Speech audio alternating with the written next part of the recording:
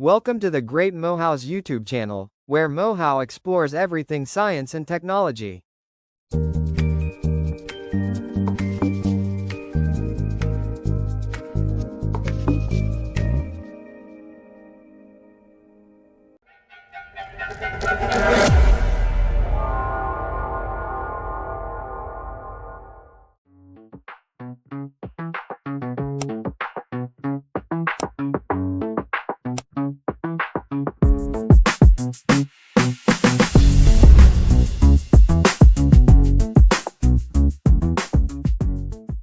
Welcome back, Tech Talkers. It's your host, the Great Mohau, coming to you with another episode of Tech Talk Weekly with a computer science major.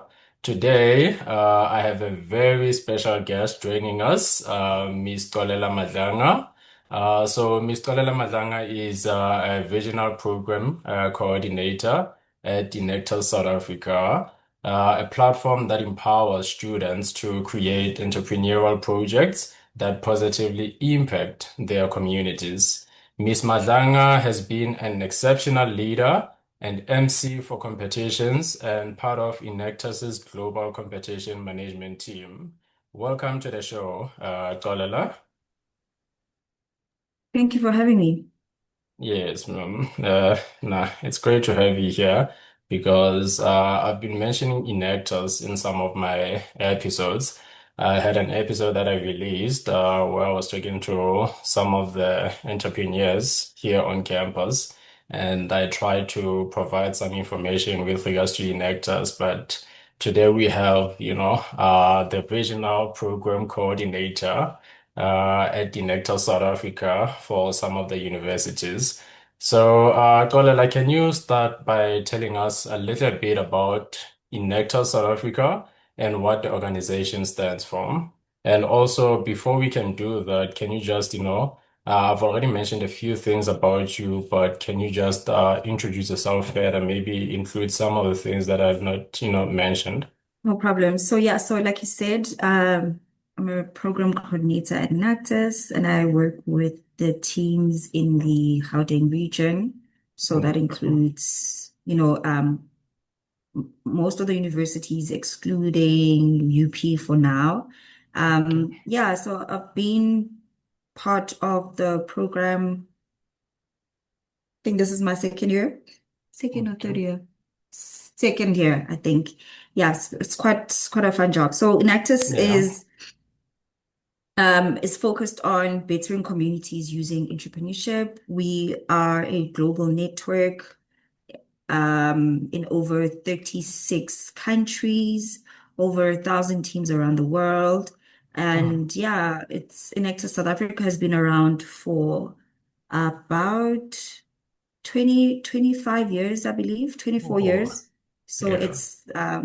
it's a grown adult now.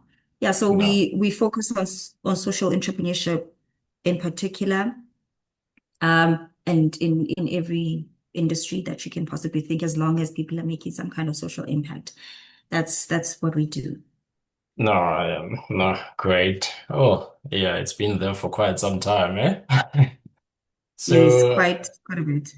yes, ma'am. So now for the tech talkers, and also for some of, the new viewers or the new listeners to my YouTube channel or to the podcast who are currently university students, how can they get involved with Enactus at their respective campuses?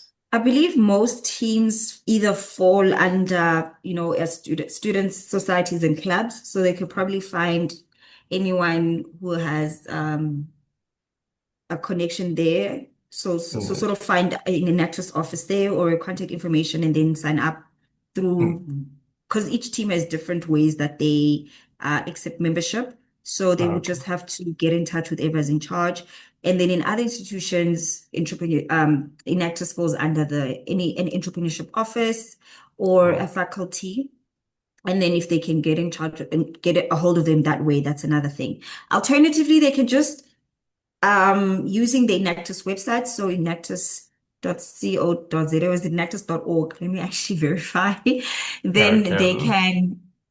they can literally just sign up online, and what then happens is the information of people who sign up online gets shared with that specific team, and the team will reach out to you so then you can join. So those are the three ways. Or you can find each team on social media and get in touch with them through that. So it is enactusza.org, and they can sign up there or find out more information on the website. No, okay. No, thank you, man. Because I mean, I think I've also told my story. I mean, as you can see, I'm wearing like an Enactus t-shirt today. So I was also part of the executive team. So, but then that's not how it began. So I started as, a subcommittee. And for us at Northwest University, how it started, for the subcommittee, we did not get interviews per se. Yeah, you just had to apply, send a motivational letter, and then if you made it to the short list, then they would have, to contact you. But for the executive team, that's when I was then interviewed. The faculty advisor was there, both of them actually. They interviewed us, and also the outgoing executive members. They were there. So that was the selection process at NW. So yeah, this is just, a video to make students aware of enactors, because some people, yes, they are aware of enactors at their respective campuses, but then I have a few friends of which they were not, well informed when it comes to enactors. And I felt like, okay, as, an outgoing executive, member of enactors, I wouldn't have done my job if I don't provide the necessary information to, prospective students or registered students currently. Ms. Xolela, what kind of projects do Enactus student teams typically work on? With this one, I would like to provide maybe an example. Steam Spark is one of the examples that, the Enactus student teams typically work on, but I'll dwell more into that after you've answered the question. But from your knowledge, what kind of projects do Enactus student teams typically work on? So like as I mentioned in the beginning, we're looking for social enterprises. So people who have ideas to address a social need, Yes. whether it's in education, in tech. I mean, there's really an abundance of problems that need solving. And that's those are the type of people we're looking for to join the network. And there's various competitions that are run by our partners that students can participate in, if they are in a specific niche. So if it's MTN, they participate in the digital challenge. If it's Harmony, that changes every year. So it really just depends. And then there's Ford, which also has a focus on a variety of things. But for us, what's important is definitely the social element of it, more than you fitting into a specific box, but it's about addressing, issues that are faced in South Africa or even globally, because there's really no limit to what, people can do. Yes, ma'am. Because also the reason I think you also said globally, I emphasized on globally, is because you might maybe come with a social enterprise that focuses on challenges that are faced by South Africa. But if you make it in South Africa, you then have to go compete globally. So it's important that, the challenges that are faced globally, the enterprise also tackles it. So with Steam Spark, for us, yeah, it's like Schneider Electric, the sponsor. I think Schneider joined Enactus last year. Was it last year or this year, no? As the sponsor? Last year, definitely, Last yeah. year. No, yes. So for us, like it was all about, generating electricity, yeah, from water vapor. So yeah, I think, uh, the panel or the judges, they were impressed by the theory behind it. We are still in the prototype phase, but okay. So that's just one example over there, because we know in South Africa we're experiencing, if it's not load shedding, it's load reduction. But is there really a Mm. difference between the two? I cannot tell, but okay. So, okay, no, thank you for that, ma'am. The Enactus competitions are a big part of the program. You mentioned, a few sponsors. Can you explain how these competitions work and what students should expect? So there's usually a brief that goes out to to the teams to say that the competitions are open, it states the criteria, and then students can apply. Um, and if they make it to the next round, then they can get access to, funding for them to be able to execute the ideas that they have. Yes. Most projects do come with funding, especially if they are already past the idea phase and they're ready, to get going. So which is Yes. pretty cool. And then as you go through each of the phases, then you get to earn more money for your idea. So I think it's important for students to take advantage of those things. I mean, it's free money. You Yeah. might as well, you know, uh, use that to your advantage to grow your business. And, especially given, where South Africa is economically, if you can Yeah. find a way to make extra money, whether that's running a business or having some kind of side hustle, and then that business also changes other people's lives at the same time, take advantage of that opportunity.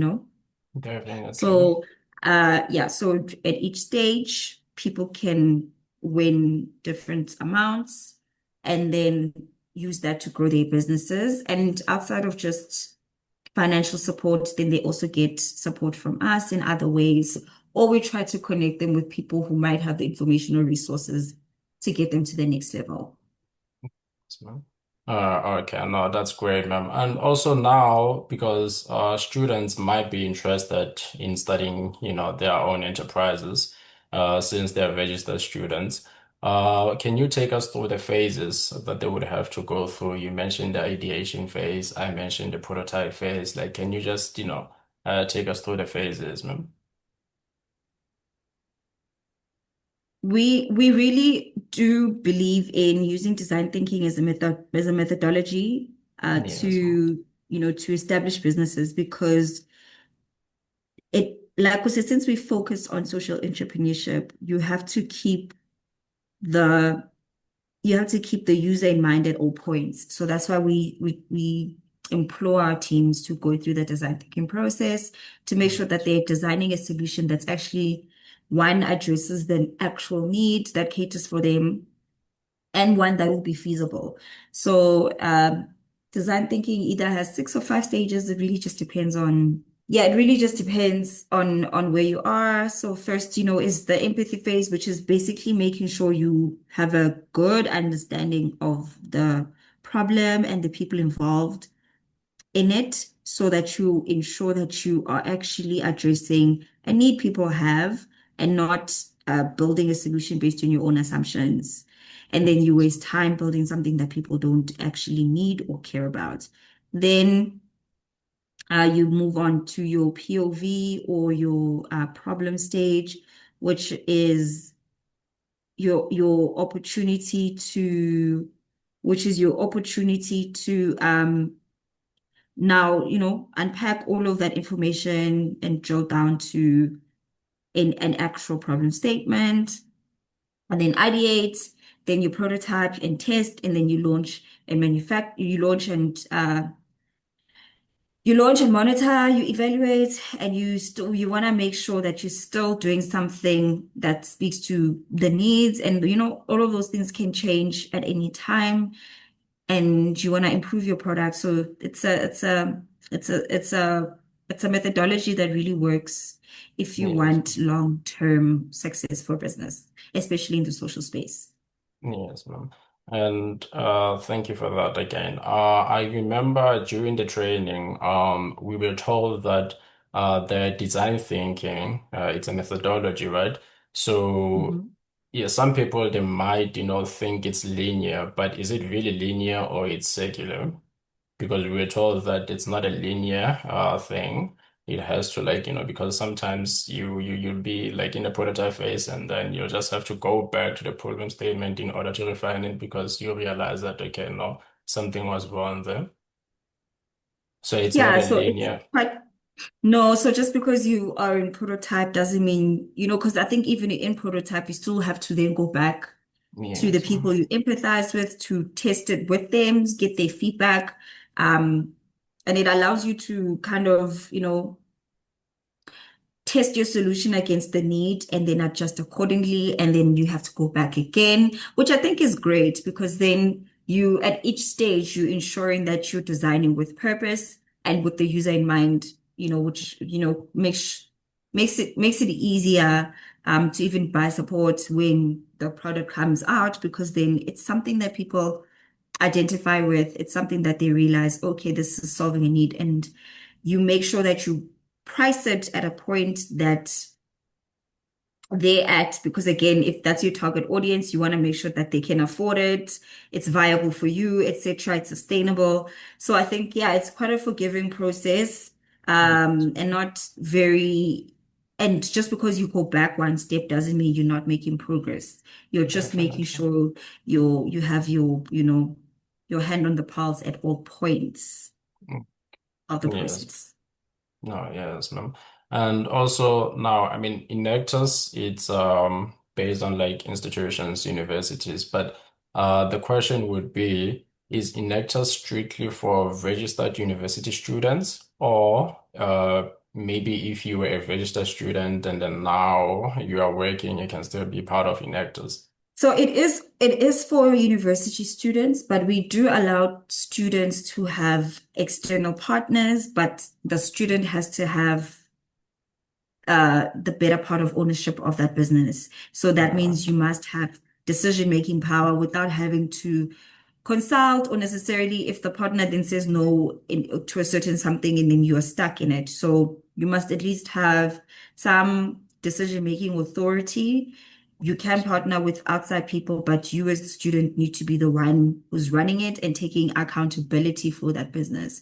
But if you're a non-student, unfortunately, the only way you can get involved is if you really are an active partner with someone who's a registered student and a member of Enactus. Okay. Yeah. And which brings me to another question, ma'am. Let's say now, I have a team, and then we came up with this, enterprise while we are at university. After that, okay, we are graduating, I think, let's say in 2 years' time. Then we go to work, all of us, the team, let's say it was four of us or five of us, do we leave the enterprise at university, or it goes together with us? Or maybe we have to find another team that is, the registered students team to take over the project, but we are also part of it in a way. No, it's your business. So No. the reason why we are supporting students while they're in university and trying, for them to, enter competitions and make money, etc., and take advantage of whatever else other resources we have available, is that they can run these businesses outside of the Mm, institution. So okay. Um, if you decide to then go and work and not run your business, that's entirely up to you. If you continue with it, that's great. You still have access to, in terms of support where we can, and access to whatever money you had won in the program if you want to continue running with it. But it doesn't belong to the institution. It's supposed to be a business that you are running long term, not a project that you do while you're at school to entertain yourself. So we're No. trying to cultivate business owners and people who want to contribute to the economy, reduce unemployment, solve socioeconomic problems, and not just this is something I'm doing at university and I'm done with it. Yes. So it's not just an extracurricular activity. Yeah. No, that's not our intention, no. No, So okay. the only people I think who can say it's an extracurricular activity are students who join and who are not really interested in running a business, but still want to be part of the network. And they No. join because they want some sort of skills development, they want to improve leadership, or they want to be involved in a team. in some capacity. I mean, those people, are then there for that particular reason. And once they exercise those skills, once they learn what they need to learn, they can take those skills with them. And that was their participation in the program. No. And then now, aside from competitions, like what kind of mentorship and support do students receive while they are part of Enactus? So there's boot camps that we do, there's training programs that we run throughout the year, there's workshops, and then for individual businesses, and then it depends on what each business requires. And then we try and see if we can assist in whatever capacity. So it really just depends on where everyone is and what they require. Um, and I mean, like now with SAB, our top three winners get access to mentorship outside of the or outside of just cash winnings. Then they get access to paid mentorship, acceleration programs. So we're trying to cover as many bases as we can, but we also are quite a small team, so there's a limited amount of things that we can actually do for students. So they also have to find a way to help themselves in the process. No, yes, ma'am. And I'm assuming with this, competitions, which we can refer to as special competitions at times, the Summer Action Challenge is upcoming since we are going into the festive season. Connor, is it from December up until January or? It's November to Feb. November to Feb. Okay. Yes. So I'll just provide, or maybe would you like to provide some information with regards to the Summer Action Challenge? Because this episode should be premiering either on the first week of December, if not the second week. So that's basically to get all the different businesses and the team leadership sort Yes. of structured and moving already preparing for the year ahead, because when we get to April, it's already review time and they need to be getting competition ready. So the Summer Action Challenge is a great opportunity for everybody to get their ducks in a row, make sure that they have the supporting structures in place, they have a budget ready, they have a strategy for recruitment. They begin their marketing activities and not wait until the year starts for them to get that done, because by then it's already Feb and that time is gone. Yes, So ma'am. you wanna get situated, you wanna get everything prepared as early as possible to give yourself the best chance of performing well in the competitions, as well as get your structure set so that you're running a society that's stable. Um, and that, when now your students get involved, they know exactly what's happening, you know exactly what's happening, and you're just executing, and you're not still planning what to do for the rest of the year. You already have everything in place and you've already started. So those are the important things that we want people to get out of the Submission Challenge. No, yes, ma'am. And I would like to assume that that's the reason also the term ends in September and the incoming executive team then starts in September. That's to get them, so that they're able to adapt, they're able to go to training, and then they are well equipped for the upcoming year. Yeah. Oh, okay. Because yeah, I remember we had to submit like year plans. It was like yeah, just before we wrote, exams and yeah. But okay, no, that is great, ma'am. Can you share some success stories or impactful projects led by Enactus student teams? It can be any I mean, I university think as I think one of our success stories definitely is Webmax. Is it yeah, Webmax and Leno Kids from UWC. yes, They've ma'am. really done exceptionally well for themselves, growing the business from strength to strength, entering other competitions. Yeah. Um, we have HRA and drip tailors from Vets. There's trying to think of the other teams. Um, The there's agricultural. what do you call this one? I forgot the All right. name. There's one from UF, is it no CUT? Yes, There's quite ma'am. a few of them that, are still growing their businesses, Okay. but No. making good impact. Yeah. Yeah, Making no. money for themselves. Yes, ma'am. Because I've been talking a lot about Webmax solutions and LearnerKits. So yeah, they've done a great job. So they are the national winners for Enactus 2024, Enactus South Africa 2024. Hmm. So yes, ma'am. Again, now this is like one last question for this, episode, which is I think most students would really benefit. I mean, they will benefit from the insights that you just shared with us. But what advice would you give students who want to start or grow an Enactus team at their university, or even if it's not an Enactus team, the social enterprise at university? I think this will be a great time to start because there's so much support around student entrepreneurship Yes. nationally, and most universities have established support systems to help entrepreneurs start and grow their businesses. But I think you also have to be serious about it and not be one foot in and one foot out. Really invest a lot of time in running a business properly, have the correct documentation, make sure you're compliant, register what you need to register, find a way to balance it with your academics, of course, because that's the primary reason you're there, and take advantage of whatever support systems and structures are available to you.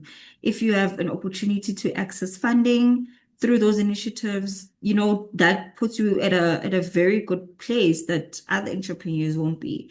Because a good 12K or 25,000 or 100,000 to help you along is something you imagine you might have had to take a loan for, but if you just enter whatever is there for you to do so, then that's a good resource. And then I mean also the additional support. Entrepreneurship is such a difficult journey. So having support in institution that's available to you, it's a great place to start. Then even if you graduate and you do get a job, but you then decide you want to go back to running a business, or you might start a business that's doing so well that you don't even need to apply for a job because your business is Yeah. is is growing at that level. So you're setting Yes. yourself up for success in that way. Yes, ma'am. No, that's great. And I'm living testimony, eh? So yeah. Yeah. So Steam Spark managed to, receive a funding. I think I've mentioned this for quite some time, but the 12K was there. And yeah, since Schneider Electric is the sponsor and it's not a South African company, the other funding that we received, it was, in another currency, which is euros. So yeah. There is great opportunities indeed. Uh, Mr. Xolela, thank you so much for sharing all this valuable insight about Enactus South Africa. Tech Talkers, if you're looking to make a real difference while gaining leadership and entrepreneurial skills, consider joining or starting an Enactus chapter at your university. For more information, check out Enactus South Africa's social media and website. That's if you really want to be part of Enactus. And with that said, that's it for today's episode of Tech Talk Weekly with a computer science major. Until next time, keep innovating and making an impact. Thank you. Brought to you by Royal Mercy Institute.